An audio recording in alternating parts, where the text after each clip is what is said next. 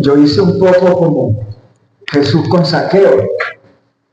¿Se acuerdan de la historia? Zaqueo baja, que voy para tu casa. Se invitó. Es un privilegio, un placer para mí, de verdad, estar con ustedes en esta hora. Conversaba ahora con el hermano Gerson y le decía que yo visité esta iglesia la primera vez hace un poquito, ¿no? En 1976. Estuve en la boda de Isabel Alicia y de Ricardo. Esa fue la primera vez que estuve en esta iglesia. Era miembro de una iglesia evangélica, había Barquisimeto, así conocí a Isabel Alicia. Y entonces vine con un grupo de Barquisimeto, mi papá, todo que vino, de otras personas también en esa ocasión, otros amigos de allá de Barquisimeto. Como por esas cosas de la vida, mi hija se casa con Alfredo, ¿verdad?, de esta zona. Y nuestra nieta, Yuraicita, viene siendo bisnieta, tía, una cosa así, de Isabel Alicia. Isabel Alicia es tía de Ismael, la abuela de Inés. Pero fíjense cómo son esas cosas de la vida. Entonces, como decía Yajaira, hay esos afectos, esos vínculos de hace muchos años, y también el tema familiar se ha entrelazado en este caso. El Evangelio de hoy, que es una parábola, comienza con una introducción que es importantísima para entender qué es lo que Jesús quería decir con esta parábola. Y es los destinatarios de la parábola. Comienza diciendo a unos, que estoy leyendo en Reina Valera 60, a unos que confiaban en sí mismos como justos y menospreciaban a los otros, dijo también esta parábola. Él está hablando a unos que se creían justos, se consideraban justos. En el marco del contexto de la reforma, hay aquí un contraste con lo que sentía Lutero. Lutero se sentía condenado, se sentía pecador, no merecedor de la gracia, de la misericordia de Dios. Y eso lo llevó a una actitud de humildad, de búsqueda. El hombre de esta historia, o los destinatarios, ¿verdad?, de esta parábola, dice que se consideraban como justos y menospreciaban a los otros. Miraban por encima del hombro a los demás. Ellos, dentro de su concepción religiosa, porque obviamente tiene que ver con el tema religioso, se creían mejor que los otros. Y esa es una cuestión que nosotros debemos mirar. A veces, en nuestro seno, ¿verdad?, hay expresiones como de que yo no soy religioso. No, el tema, eso no tiene que ver como nosotros lo veamos. Todo aquel que está en una relación con Dios, de la manera que sea, es un religioso. Porque la religión tiene que ver con ese propósito de realidad, de unir al hombre con Dios. Y aunque uno sea practicante o no de ciertas costumbres religiosas, eso no nos exime de tener ese título, esa condición de religioso. Así que no nos creamos que esto no es para nosotros, también es para nosotros. Dice, aquellos que confiaban en sí mismos, está hablando obviamente de personas religiosas. Y es posible que muchos de los destinatarios del objeto de esta enseñanza de Jesús eran fariseos. Y aquí viene entonces a nuestro encuentro esta realidad de Jesús. Jesús no se andaba por las ramas. Jesús no se andaba con rodeos. Jesús no estaba, como dicen algunos, con medias tintas queriendo edulcorar las cosas. Jesús iba de frente, era frontal. Y por eso era odiado por mucha gente. Porque él estaba dispuesto a confrontar y a enfrentar a aquellas personas que estaban actuando de modo incorrecto. Entonces vemos que hay este grupo de personas que se creen justos, se consideraban justos. Entonces aquí ya viene el cuestionamiento, ¿verdad?, que establece en este caso el evangelista, al decir ellos se consideraban justos. No dice ellos eran justos. Ellos se creían justos, pero obviamente no eran justos, porque uno, digamos, de las acciones de una persona justa es que va a considerar al otro, va a respetar al otro, no va a menospreciar como ellos sí lo hacían. Dice, menospreciaban a los otros. Y entonces viene cuenta la parábola y escoge, digamos, a uno, digamos, de los personajes de la parábola que obviamente se identificaba con aquellas personas a las que iba a decir. ¿Recuerdan la parábola del buen samaritano?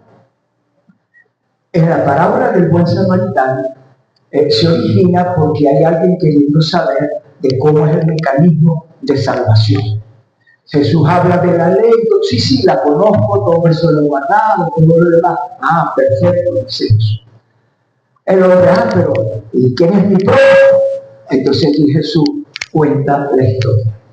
Y en la historia ilustrativa, la parábola del buen samaritano, entonces Jesús pone no uno, sino dos personas que podrían identificarse con el que está haciendo la pregunta. El sacerdote y levita, porque eran religiosos.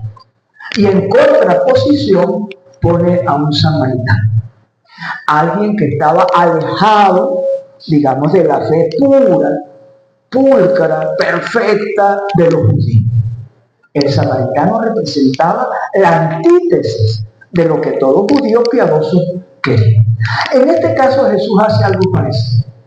Viene y trae a la historia a un fariseo, que eran de esos que se consideraban justos, y a un publicano, que es la antítesis, lo contrario, aquel que no estaba preocupado por lo espiritual, sino por lo material.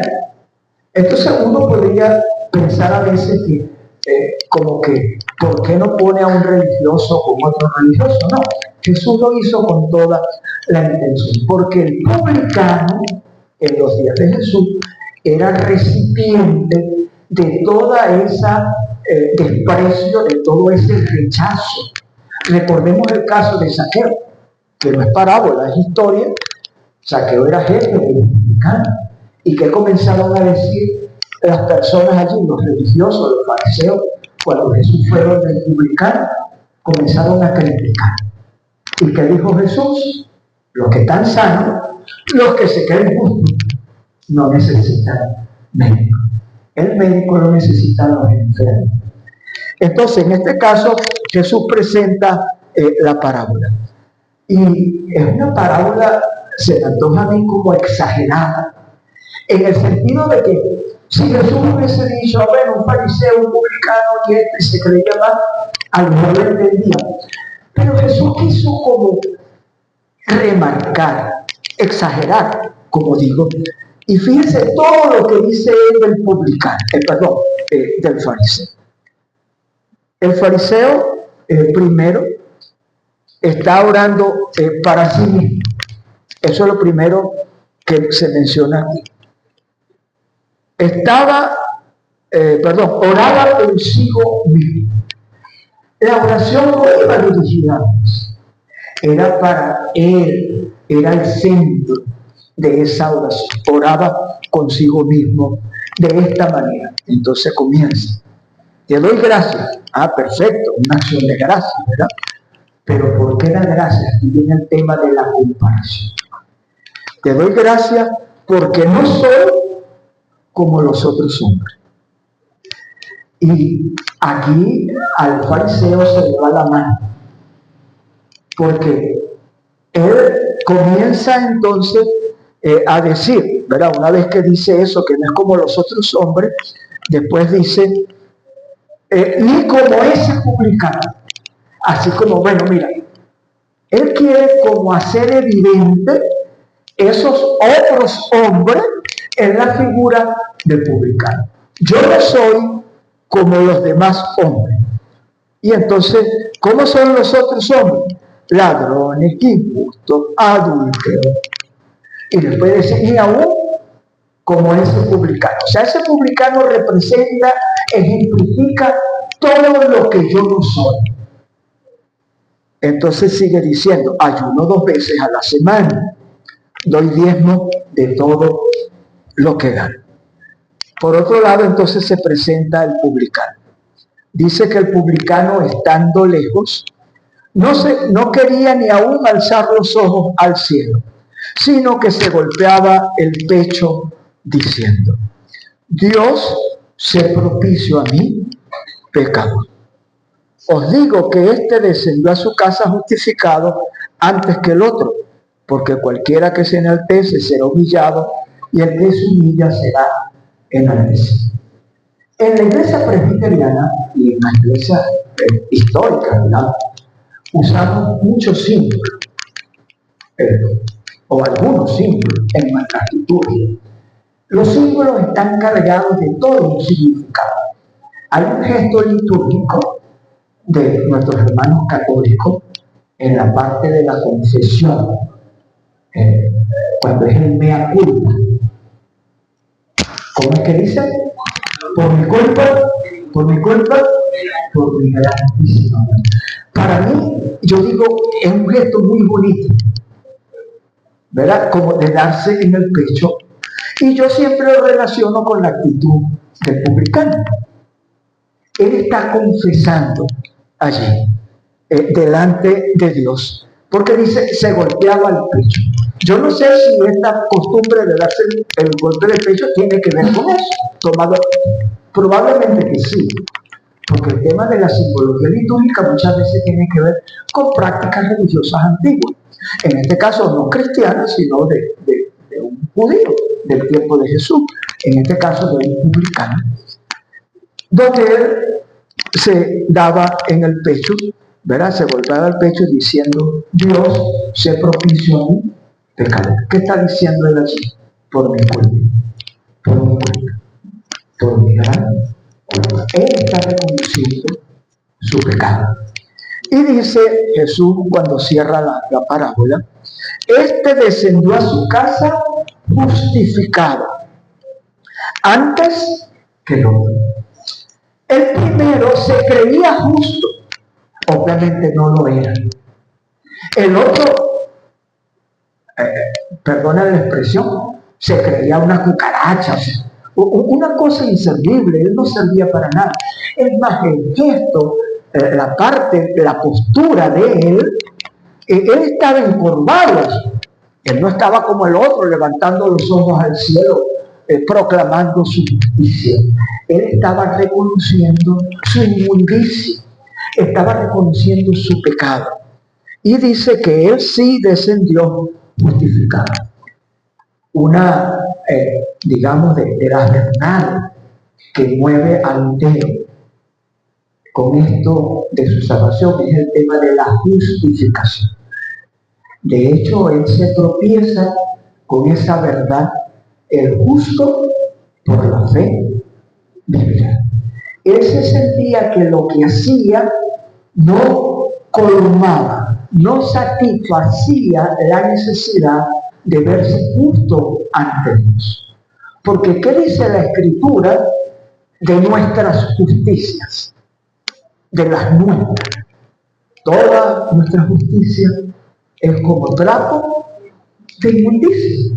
En otras palabras, nosotros no podemos alcanzar la salvación por nosotros mismos, por nuestra justicia, como el fariseo de la parábola, ¿verdad? Se cree justo, pero terminó sin recibir la justificación. El publicano terminó siendo justificado. ¿Y por qué terminó siendo justificado? Porque se arrepintió. Porque decir que sé propicio a mí, pecador, eso significa, no significa otra cosa sino arrepentimiento.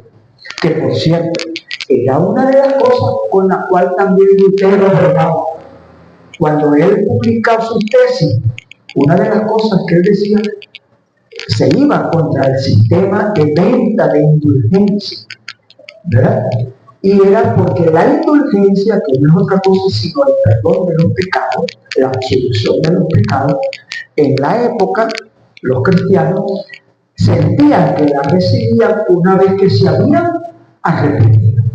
Se arrepentían, confesaban, ¿verdad?, ante el sacerdote su pecado y recibían la absolución. Y yo digo, así como nosotros en el culto, en el momento de confesión, en el momento litúrgico, que tenemos la seguridad del perdón, que a veces leemos un texto de la Biblia, donde se refuerza que Dios nos ha perdonado, eso era lo que hacían de una manera u otra los sacerdotes. Una vez que la persona se confesaba, obviamente porque se había arrepentido, declaraban la absolución. Lutero no tenía problema con eso. Lutero no tenía problema con que eso se vendiera, porque pusieron el dinero en lugar de la fe y el arrepentimiento, que es lo que hace que nosotros seamos hallados justos delante de nuestro Dios. Y termina la parábola, ¿verdad?, el ejemplo aquí diciendo que cualquiera que se enaltece será humillado y el que se humilla será enaltecido. Ese tipo de declaraciones ambivalentes, si se quiere, contrapuestas, que en muchas ocasiones se supone colocar. El que quiera ser grande, sea primero ser débil. Por ejemplo, que Dios nos bendiga y que nos ayude para que nosotros cada día podamos ser como ese publicano, que nos humillemos delante de nuestro Dios para que haya justicia ante Él.